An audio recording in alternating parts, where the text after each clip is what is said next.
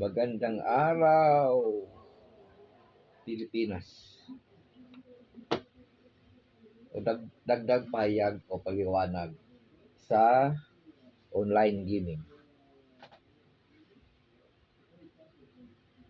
Sa muli, babalikan ko ang tungkol sa online gaming. Ang online gaming, talagang pabigat yan o pahirap yan sa taong bayan. Marami kasing naluloko dyan eh. Maraming nabubudol dyan eh.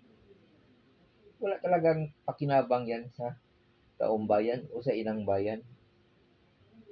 Kadalasan sa mga online gaming, siguro kung hindi ako nagkamali, siguro hindi yan, parang mga ano lang yan, connected lang yan sa casino. Ilan lang ang mapupunta siguro dyan sa banang bayan. Ang yumaman dyan, ang mga negosyanteng oligarko ng pasugalan. Wala talaga yan. Mahirap talaga yan sa taong bayan. Mahirap talaga yan. Wala yang mabuting maibigay sa taong bayan. Hirap talaga yan.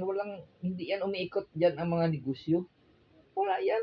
Parang sulong-sulo lang yan sa mga oligarko ng negosyante sa kasugalan. Yan talaga ang totoo dyan. Alam yan sa mga senador eh. Na wala talaga yung pakinabang sa bayan. Dapat ipatigil na yan.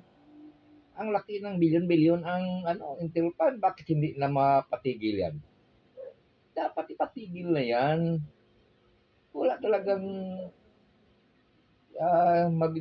ibibigay na kabutihan para yan sa bayan. Wala talaga.